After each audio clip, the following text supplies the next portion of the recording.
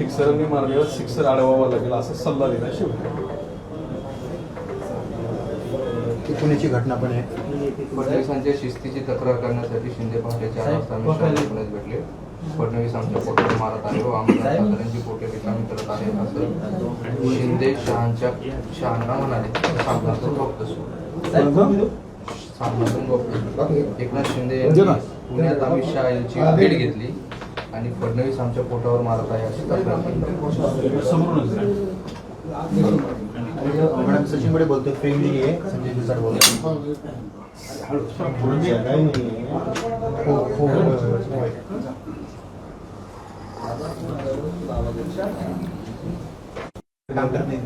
माझा Airtel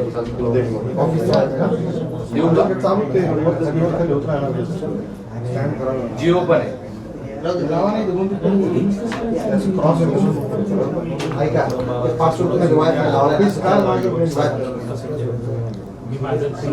okay.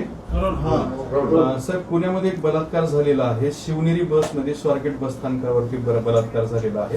त्याची Swargate police ठाण्यात तक्रार सुद्धा दाखल करण्यात आलेली आहे. घटना क्रूर आहे. त्याची सगळी हे आता जनतेने हा प्रश्न हातात घेतला पाहिजे. मी तर सर्वसामान्य नागरिक या नात्याने सांगेल की आम्ही तुमच्या बरोबर आहोत. अशा घटना महाराष्ट्र सहन करणार नाही. महाराष्ट्रातले कोणतीही जनता सहन करणार नाही. यामध्ये कोणत्याही प्रकारचं राजकारण नाही. ही घटना आमच्या महाराष्ट्रातल्या कोणतेही माय भगिनी असेल ती आमची आहे आणि म्हणून या घटनेचा आम्ही तीव्रपणे निषेध तर करतोय, परंतु जेवढ्या शक्य होईल तेवढ्या शक्य तातडीनं अशा लोकांना फासावर लटकवलं पाहिजे. सरकारवर प्रश्न उपस्थित होतोय ना की सरकार बघा, तुम्ही ह्या प्रत्येक गोष्टीला सरकारवर ढकलू नका. एखादा विकृत माणूस एखाद्या ठिकाणी अशी जर घटना करत असेल तर त्याला सरकारच्या पाठिंब्याने तो करतोय का? सरकारचा त्याला पाठिंबा असतो का? मी सरकार म्हणून तुम्हाला सांगतो, मी सरकारमध्ये एक जबाबदार पदाधिकारी मंत्री आहे. अशा लोकांना ठेचून मारलं पाहिजे, ही माझी भूमिका आहे. बलात्कार होईपर्यंत सरकार करतंय काय असा प्रश्न. प्रत्येक माणसाला संरक्षण देता येत नाही हे प्रत्येकाला जाणीव आहे. याचं राजकारण करायचा प्रयत्न करू नका. याचा सिरियसनेस घ्या. एका महिलेवर बलात्कार होतोय, बसमध्ये होतोय, स्वारगेट सारख्या ठिकाणी होतोय, हजारो लोक तिथं असतात, गजबजलेला भाग आहे. अशा ठिकाणी जर होत असेल तर त्या ठिकाणी तातडीने आरोपी अटक केला असेल नसेल तर तो भाग जाऊ द्या, परंतु अशी घटना घडताच कामा नये या भूमिकेत सर्वजण असतात. सरकार कुणाचंही असो, कुणाचंही सरकार असलं तरी कोणी ह्या गोष्टीचा त्याला सगळेजण निषेधच करतील. कोणी याला चांगली घटना म्हणणार नाही किंवा चांगली घटना म्हणायचं काही कारणच नाही. म्हणून सरकारवर आरोप करण्यापेक्षा आपण सर्वांनी सामूहिक ही आपली जबाबदारी आहे. अशा या नराधामाला फाशी शिक्षा झाली पाहिजे. शक्ती कायदा हा अशा प्रकरणांमध्ये जलद न्याय देण्यासाठी आणलेला होता. शक्ती कायद्याचं स्टेटस काय आहे सर, आणि कधीपर्यंत म्हणजे अंमलात येऊ शकतो काय? शक्ती कायदा हा नव्याने येतोय, तो भाग वेगळा आहे. परंतु आताही आपल्याकडे असे कायदे अस्तित्वात आहे. जलद गतीनं न्यायालयामध्ये हा खटला चालवता येतो. तातडीनं फास्ट ट्रॅकपेक्षाही फास्ट ट्रॅकमध्ये आपल्याला चालवता येतो. आज अटक केली, उद्या आरोपीला कोर्टासमोर घेऊन गेलं, तातडीने FIR त्याचा दाखल करून टाकला, तातडीने त्याचं चार्जशीट दाखल केलं, महिनाभरात त्याचा निकाल दिला आणि माणसाला फासावर लटकवलं. तरच या समाजामध्ये अशी विकृत कामं करण्याच्यावर आळा बसेल आणि त्यांना एक धाक निर्माण होईल. पण साहेब, हे सार्वजनिक ठिकाण आहे, शासकीय ठिकाण आहे, त्या ठिकाणी पोलीस सुरक्षा असते. तिथून रोडच्या पलीकडल्याच साईडला पोलीस स्टेशन आहे स्वारगेटच्या त्या ठिकाणी. असं असताना सुद्धा जर बलात्कार असतील तर महिलांनी घराच्या बाहेर निघायचं. बघा, याच्यामध्ये कृपा करून राजकारण आणू नका. घटनेचं कोणीही समर्थन करत नाही, प्रत्येकजण निंदा करतोय.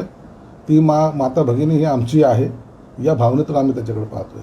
बाजूला पोलीस स्टेशन होते, काय करत होते काय नाही करत होते त्याची चौकशी सेपरेट केल्या जाईल. परंतु या घटनेचा आम्ही सर्वजण निषेध तर करतोय आणि आरोपीला जितक्या लवकर तातडीनं फासावर लटकावता येईल त्यासाठी सुद्धा सरकार प्रयत्न करेल. आता या ठिकाणी सामनातून काही मुद्दा समोर मांडलेला आहे. त्यामध्ये म्हणताय की सामनातून फडणवीसांचं कौतुक आणि शिंदेवर टीका करण्यात आली. त्यानंतर की महाराष्ट्रात 3 वर्षापूर्वी शिंदेचे राज्य हे फिक्सिंग मधून अवतरलेले होते, त्यामुळे राज्यात फिक्सर व दलालांचे उदंड पीक आले. हे पीक कापण्याचे सध्याच्या मुख्यमंत्र्यांनी ठरवले आहे पण त्यांनी हाती घेतलेले कार्य सोपे नाही, कारण पिकावरचा दाढीवाला खोडकिडा म्हणतोय मला हलक्यात घेऊ नका, फिक्सरांनी मारलेला सिक्सर अडवावा लागेल. अहो, हा राऊत वेडा झालेला माणूस आहे. देवेंद्र फडणवीस आज मुख्यमंत्री झालेत, त्यापूर्वी एकनाथ शिंदे साहेब मुख्यमंत्री होते. त्यांच्या मंत्रिमंडळामध्ये कोण कोण होतं? देवेंद्र फडणवीस साहेब होते, अजितदादा होते. त्यांनी तिघांनी मिळून चालवलेलं सरकार होतं. मग जर फिक्सिंग होत असेल किंवा आणखीन काही घोटाळे होत असेल, मग तिघंजण त्याला जबाबदार आहेत. ते अनैतिकचं जर सरकार होतं असं जर म्हणत असाल तर मग ते देवेंद्र फडणवीस साहेब तेच होते ना, अजितदादा तेच होते ना. म्हणून हे डोक्यावर पडलेला संजय राऊत आहे, त्यांनी अशी स्टेटमेंट करण्याची याला सवय आहे. सरकार ज्या मजबूतीने गेल्या 2.5 वर्षात चाललं आहे हे उभ्या महाराष्ट्राने पाहिलेलं आहे. ज्या गतीने चाललं ते उभ्या महाराष्ट्राने पाहिलं. जे जे निर्णय घेतले गेले त्याची अंमलबजावणी होताना या सरकारचं हे सर्व जनतेने पाहिलेलं आहे. म्हणून एवढा फास्ट ट्रॅकमध्ये चालणारं सरकार तुम्हाला पहिल्यांदा पाहायला मिळालं. 2.5 वर्ष घरात बसून सरकार चालवणार नाही तर जनतेसाठी रस्त्यावर उतरणारं सरकार लोकांनी पाहिलेलं आहे. म्हणून आता यांना आरोप करण्यापेक्षा कोणताही पर्याय नाही. हे प्रत्येकाचं पालखी उचलण्याच्या कामाचे आहेत, ती पालखी उचलण्याचे ते काम करतायत, परंतु त्याच्यामुळे आमच्यामध्ये कोणताही वादविवाद नाही. फिक्सरचा दाढीवाला आणि खोडकिडा असे 2-3 शब्द वापर. त्यांना काय काम आहे का त्यांना? दाढीवाला दाढी खाजवतो. अरे काय बोलायचं तुम्हाला, काही तर तारतम्य तर ठेवा. अनेक जण तुमच्याकडे दाढीवाले होते आहेत, त्यांनाही बोला. आणि म्हणून हे दाढीचं नाव काढणे किंवा टोमणे मारणे हे यांना फक्त यांचा रोजचा धंदा झालेला आहे. याच्यातून हे बाहेर निघायच्या मनस्थितीत नाही. पक्ष डुबला तरी चालेल, हे शेख चिल्ली त्यांची कुडाट चालवत राहणार आहे. बरं, पण फडणवीसांचं त्यात कौतुक केलं आहे शिस्तीसाठी, आणि एकनाथ शिंदे अमित शहांना भेटले, ज्या पद्धतीने OSD नेमणूक सुरू आहे किंवा फडणवीसजी नियंत्रित सगळं करतायत, हे योग्य नाही अशी तक्रार त्यांनी केली. आता एकनाथ शिंदे सकाळी 4 वाजता भेटले. एकनाथ शिंदे तसे 4 वाजे पण जागे राहतात, अख्ख्या महाराष्ट्राला माहिती. आता ते 4 वाजता भेटले, दोघांमध्ये गुप्तगू झाली, एका रूममध्ये भेटले. या संजय राऊतचा भटकता आत्मा काय तिथं साक्षीला होता का? मग त्यांच्यामध्ये काय संवाद झाला हे यांनी ऐकलंय, आणि आता ते छापतोय सामनामध्ये. कुठं तरी त्याचा ताळमेळ लागतोय का? 2 माणसं एकत्र येतात, 4 वाजता एका रूममध्ये भेटतात. ओके, त्यांच्यामध्ये काय चर्चा झाली काय नाही झाली हे यांना कळतं कसं? संजय राऊत पत्रकारात सोर्स असते. नाही, भटकती आत्मा आहे संजय राऊत. ही भटकती आत्मा आहे, याला झोप येत नाही.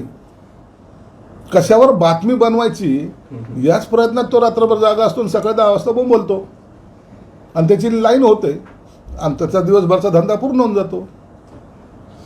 हे व्यापारी राजकारणी जे असतात ना, यांना दुसरा धंदा नाही, म्हणून आम्ही त्याच्याकडे एवढं सिरियसली पाहत सुद्धा नाही. बरं, भेट झाली की नाही?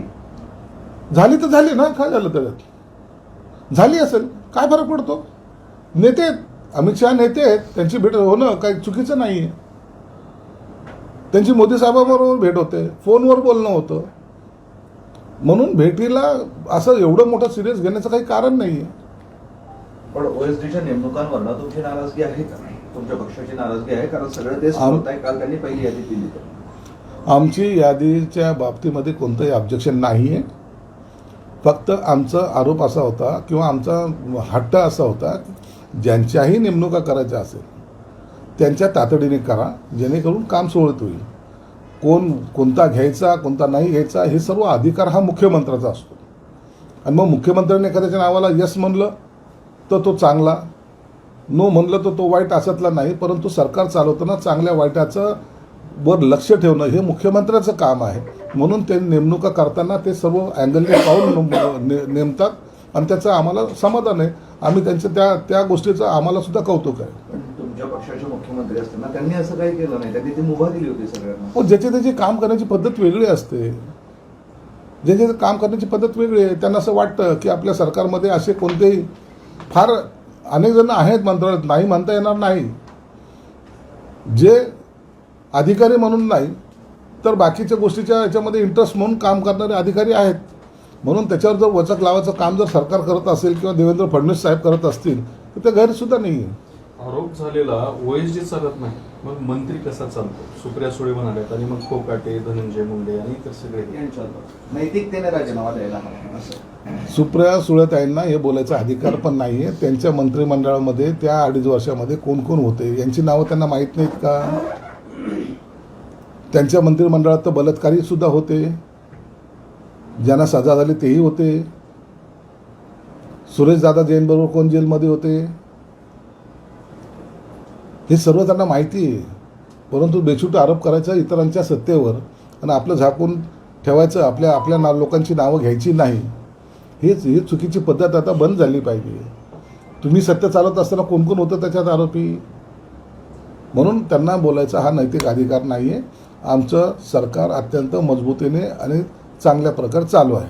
जयंत पाटील आणि चंद्रशेखर बावनकुळेंची त्यांच्या निवासस्थानी भेट घेतली, सोबत राधाकृष्ण विखे पाटील होते आणि खुलासा असा केला की भेटीचा हेतू राजकीय नव्हता. तर काय असं नसेल ना, राजकीय नसेल, त्यांचं काम असेल.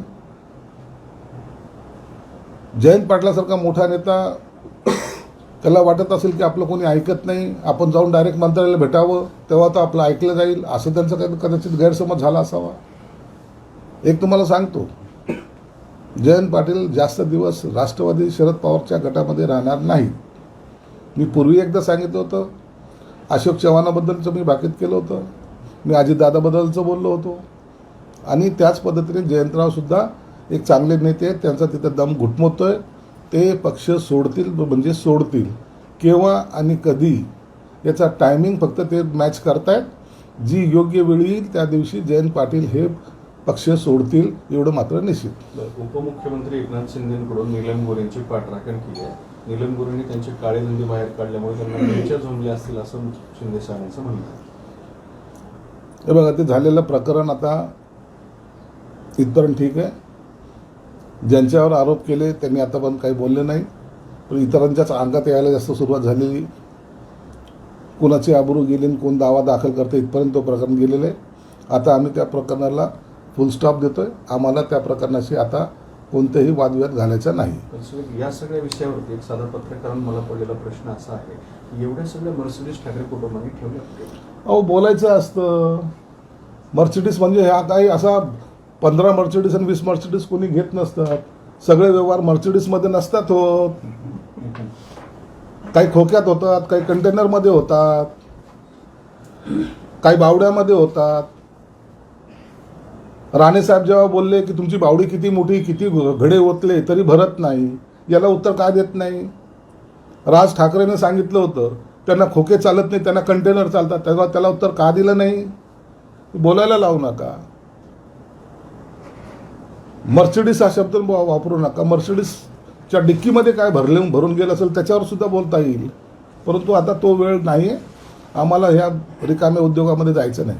एकनाथ शिंदेकडे जे नगर विकास खातं आहे त्या खात्याबद्दल एक जे फ्रेंच सल्लागार आहेत त्यांनी त्यातला भ्रष्टाचाराचा मुद्दा गंभीर असल्याचं बोललंय. आदित्य ठाकरे या संदर्भात ट्विट केलेलं आहे. हे सगळे घोटाळे बाहेर येतात असं त्यांचं म्हणणं आहे. चौकशी करा. असे काही घोटाळे येत असेल तर त्याची निश्चित चौकशी करा. तुमचे सर्वांशी चांगले संबंध आहेत, त्यांना चौकशी करायला लावा. आणि जर उघड झालं तर जी शिक्षा होईल ती शिक्षा आम्हाला मान्य आहे. राष्ट्रवादीचे अमोल मिटकरी आहेत, ते म्हणतात की संदीपान भुमरे यांच्या ओएसडीने 5 कोटी रुपये मागितले होते आणि असाच अनुभव तानाजी सावंत, संजय राठोड, कृषीमंत्री अब्दुल सत्तार यांच्याबाबतही आलेला आहे. या बाबतीची मला माहिती नाही आहे, परंतु निश्चित त्याची दखल एकनाथ शिंदे साहेब घेतील. सुषमा अंधारेंनी नीलम गोरेंना अब्रू नुकसानीची नोटीस दिलेली आहे. दिली ना, सिनियर काउन्सिल आहे त्यांना कायदा जास्त कळतो म्हणून त्यांनी नोटीस दिली असावी. त्याचं उत्तर निलमताई देतील.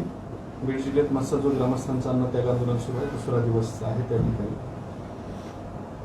मस्साजोगच्या आंदोलनामध्ये जो एक आरोपी आहे जो आता पण भेटत नाही,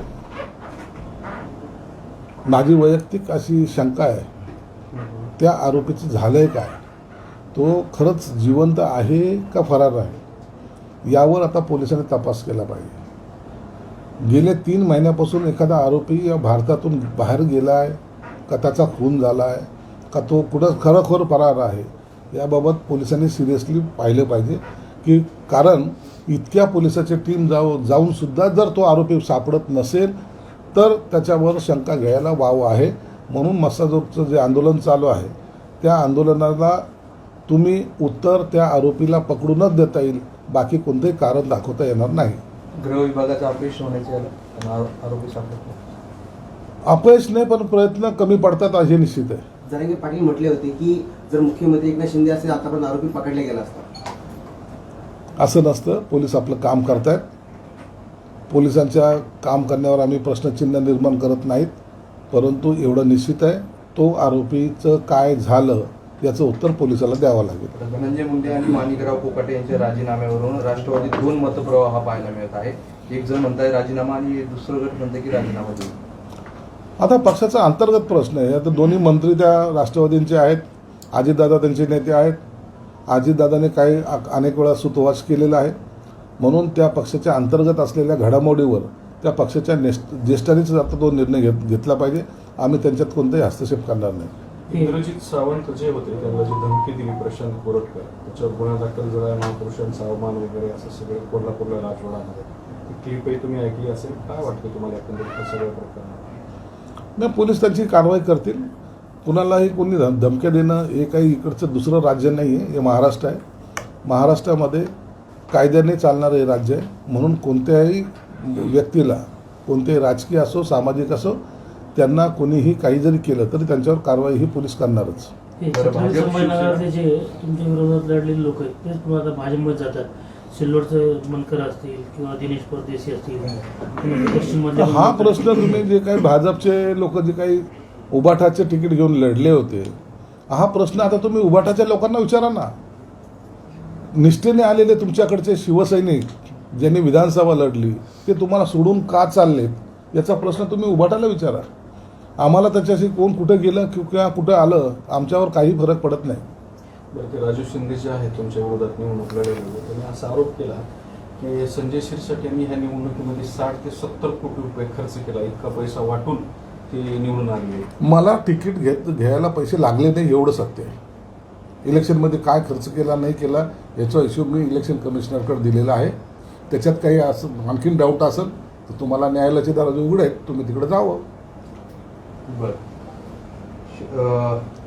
अजित पवार गट जे आहेत तर भाजप आणि शिवसेना यांच्या विरोधात जे लोक निवडणुकीत लढले त्यांना आपल्या पक्षात घेऊन बळ देण्याचा प्रयत्न करतात आणि त्यामुळे महायुतीत कुठेतरी संघर्ष वाढू शकतो असं नाही. अजितदादाच्या पक्षामध्ये कुणाला घ्यावं हा त्यांचा जरी विषय असला तर या गोष्टीचा प्रत्येक पक्षाच्या नेत्यांनी, प्रत्येक पक्षाच्या, मी एका पक्षाला सांगत नाही, त्यांनी हे भान ठेवलंच पाहिजे की जो एखादा कार्यकर्ता असेल किंवा कोणी असेल जो विरोधात लढला किंवा विरोधामध्ये त्यांनी काम केलेलं आहे त्यांना पक्षामध्ये घेताना थोडा विचार केला पाहिजे. नसता अशा कार्यकर्त्याचं पीक जोमानं वाढेल आणि मग दर निवडणुकीला त्याचा फटका हा पक्षाला निश्चित बसेल. मग राजू शिंदेला पण असाच विरोध आहे का तुमचा भाजपमध्ये घ्यायसाठी? मला काय कोण राजू शिंदे, मला काय घेणं देणं नाही. बरं, ते MIDचे अधिकारी आर्थिक लाभ मागत असल्याचं फ्रान्समधील सिस्टर कंपनीचा आरोप आहे. फ्रान्समधील कंपनीच्या तक्रारीनंतर दूतावासाचे थेट सरकारला पत्र आलंय आणि एकनाथ शिंदेची चौकशीचे आदेश दिले आहे. हायकोर्टचा हा दणका नाही, होऊ द्या चौकशी जे काय असेल सत्य तुम्हाला समोर येईल, म्हणून आम्ही कोणत्याही चौकशीच्या समोर जायला तयार आहोत. कोणत्याही चौकशीच्या आड येणार नाही. जे काही होईल निर्णय तर तो आमच्यासाठी बांधील राहील. तुम्ही मागच्या काही दिवसांमध्ये वेगवेगळ्या घोषणा केल्या होत्या. म्हणजे त्यामध्ये पहिली घोषणा अशी होती की DPCच्या कामं मिळवण्यामध्ये काही लोकांनी रिंग केली आहे, आम्ही त्यांच्यावर गुन्हे दाखल करणार आहोत. दुसरी घोषणा होती की जिल्ह्यातल्या बांगलादेशींना शोधण्यासाठी संयुक्त मोहीम राबवली जाणार. तिसरी घोषणा होती की DPCचे जे काही कामं सुरू झालेली नाहीत किंवा बेकायदेशीर आहेत ते आम्ही रद्द करणार आहोत. तर त्यातल्या कुठली घोषणा एखादी पूर्ण झाली आहे का किंवा काम सुरू आहे का? DPCमध्ये ज्या पद्धतीने चुकीची कामं झाली होती ती अनेक कामं आम्ही रद्द केलेली आहेत आणि त्याच्या माध्यमातून जी रक्कम आम्हाला सेव्हिंग करता आली, उदाहरण द्यायचं असेल तर ती सेव्ह झालेली रक्कम आज जवळपास 5 ते 5.5 कोटी रुपये आम्ही पोलिसांना दिली. 8 दिवसामध्ये त्यांचे वाहनं पोलीस कमिशनरला 20, ग्रामीणला 15 आणि रिझर्व्ह पोलीस फोर्सला एक व्हॅन आणि जीप्स या सर्व या 8 दिवसामध्ये या शहरामध्ये दाखल होत आहे. हा परिणाम कशाचा झाला तर आम्ही जे कामं रद्द केली त्याचा हा परिणाम आहे. दुसरं जे आहे बांगलादेशीच्या संदर्भामध्ये आमची मोहीम जी सुरू झाली, आज तुम्ही पाहताय ड्रग्सचं प्रमाण या ठिकाणी शहरात आता घटत चाललेलं आहे. म्हणजे आता ते ड्रगवाले विकणारे या शहरामध्ये दिसत नाही. आता ते गायब झाल्याचं चित्र तुम्हाला पाहायला मिळतं. हे विकणाऱ्यामध्ये सुद्धा बांगलादेशींचा सगळ्यात मोठा सहभाग होता. पोलिसांनी अत्यंत कडक कारवाई आणि कडक धोरण त्यात अवलंबलेलं आहे. म्हणून अनेक लोकांच्या तडीपारांच्या ऑर्डर ह्या रेडी झालेल्या आहेत. तडीपार कित्येक लोक हे तडीपार तुम्हाला या महिना 2 महिन्यामध्ये झालेले दिसतील. काही लोकांवर मोकोका लावायचा का, काही लोकांवर NSA लावायचं का याचा विचारसुद्धा पोलीस प्रशासन करत आहे. त्याच्यासुद्धा आता अहवाल माझ्याकडे 8 दिवसात येणार आहे. म्हणून आमचं काम हे फास्ट गतीने सुरू आहे आणि त्यामुळं या शहरामधले गुन्हेगारीचे प्रमाण कमी होण्याला मदत झालेली आहे. या शहरामध्ये जे कॅमेरे लावले, CCTV कॅमेरे जे लावलेले आहेत, त्या कॅमेऱ्याला आणखीन अद्ययावत कॅमेरे कसे लावता येईल त्यासाठी सुद्धा आम्ही 5 कोटीची तरतूद केली, ती सुद्धा DPTCच्या सेव्हिंगच्या माध्यमातून. म्हणून पैसे हे जे काही सेव्ह झालेले आहेत, जे चुकीचे कामं करत होते त्यांना ज्यांना ब्रेक दिला होता, तीच अमाऊंट आम्ही ही चांगल्या कामासाठी वापरतोय आणि त्याचा परिणाम शहराच्या सुरक्षिततेवर होतो. किती कामं आहेत आणि ती रक्कम किती आहे? किती कोटीची कामं? आता जवळपास आम्ही 20 कोटीची कामं रद्द केलेली आहेत. त्याच्या 20 कोटीच्या कामाची आता जे पैसे आहेत जे सेव्ह झालेले आहेत त्याच्या अशा चांगल्या कामासाठी कुठं आपल्याला वापर करता येईल का. आता आम्ही मेडिकलला सुद्धा 4 पॉईंट म्हणजे जवळपास 5 कोटी रुपये मेडिसिन खरेदी करायला दिलेले आहेत. हे सर्व आम्ही या सगळ्या ह्याच पैशातून करतोय. वेगळा निधी त्यासाठी आम्ही तयार करत नाही. नसता चिडिया चुग गई खेत हा प्रकार आमच्याकडे नाही आहे.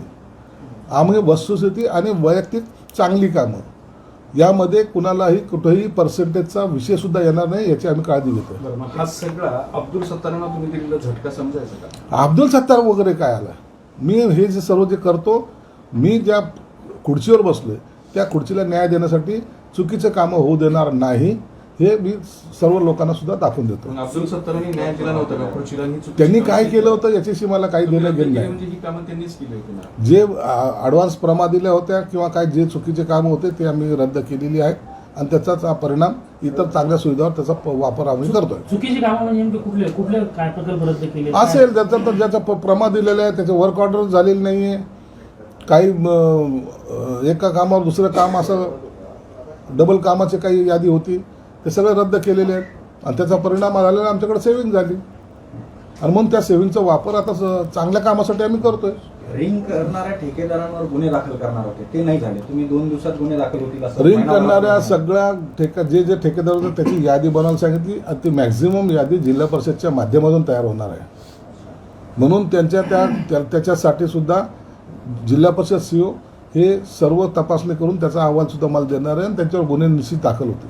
कारण ते किरीट समय्या सिल्लोडला गेले सिल्लोडला होते गेले. आणि तिथे 4,500-5,000 बर्थ सर्टिफिकेट दिलेले आहे. ते 2 मुस्लिम नेत्यांनी त्यांचं वजन वापरून एक दहशतवादी संघटनेशी निगडीत असणाऱ्या माणसानं अशा तिघांनी मिळून ते वाटले आणि याची सखोल चौकशीची मागणी त्यांनी केली. हे सगळं सिल्लोडमध्ये घडलं. याची अत्यंत उच्चस्तरीय चौकशी चालू झालेली आहे. प्रकरण हे कोणी दडपू शकत नाही. अनेक लोक जे बोगस नावाने त्यांनी इलेक्शन कार्ड काढलेले आहेत, आधार कार्ड काढलेत, अनेकांचे त्याचे उपभोग घेतलेले आहेत, स्कीममध्ये त्यांनी त्याचे लाभ घेतलेले आहे, या सगळ्यांची यादी बनवण्याचं काम चालू आहे आणि ह्याचा परिणाम तुम्हाला हे 8-10 दिवसात दिसून येईल. हे केंद्रीय वाणिज्य मंत्री पियुष गोयल इथं औरंगाबादला आले होते. त्यांनी प्रदूषण नियंत्रण महामंडळाच्या कारभारावर टीका केली. याच्यामुळे उद्योग औरंगाबादला येत नाहीये. पंकजा मुंडेंना पण ते फोन करून बोलले की या पद्धतीने औरंगाबादला मराठवाड्याला अशा प्रकार होणं चुकीचं आहे. ते सुद्धा आढावा घेत आहेत. काय सांगाल तुम्ही, इथं उद्योग येण्यासाठी जे वातावरण तयार व्हायला पाहिजे ते महामंडळाच्या वतीनं होत नाहीये. शिवसेनेनं काल आंदोलन पण केलं मोठं तिथं. पोल्युशन कंट्रोल बोर्ड हे सध्याला झोपेच्या मूडमध्ये आहे असं कधी दिसतंय. अनेक तुम्ही शेंद्रामध्ये इंडस्ट्रीज पहा किंवा इतर ठिकाणी त्यांचं नियंत्रण नसल्याचं हे दिसून आलेलं आहे. हे सत्य आहे आणि म्हणून इथलच्या असलेल्या अधिकाऱ्यावर सुद्धा त्यांना आता कारवाई करण्याची गरज आता निर्माण झालेली आहे. दूषित पाणी अनेक ठिकाणी सोडल्या जात्याच्या बातम्यासुद्धा आपल्या माध्यमातून आलेल्या आहेत. म्हणून आता मोर्चा हा सरकारमार्फत आता प्रदूषण नियंत्रण मंडळाकडे सुद्धा वळवला जाईल. ओके एक मत आहे. ठाण्यामध्ये ठाकरेंची नेते आणि ठाकरे मेळावा घेत आहेत शिंदेना आव्हान देण्यासाठी. त्यांनी मागे सुद्धा लोकसभेला आव्हान दिलं होतं, विधानसभेला आव्हान दिलं होतं. परिणाम त्यांना माहिती आहे. आता कॉर्पोरेशनला आव्हान देतील, नंतर ग्रामपंचायतला आव्हान देतील, नंतर मग शांत बसतील. म्हणून त्यांच्या आव्हानाची किंमत आम्ही काही करत नाही.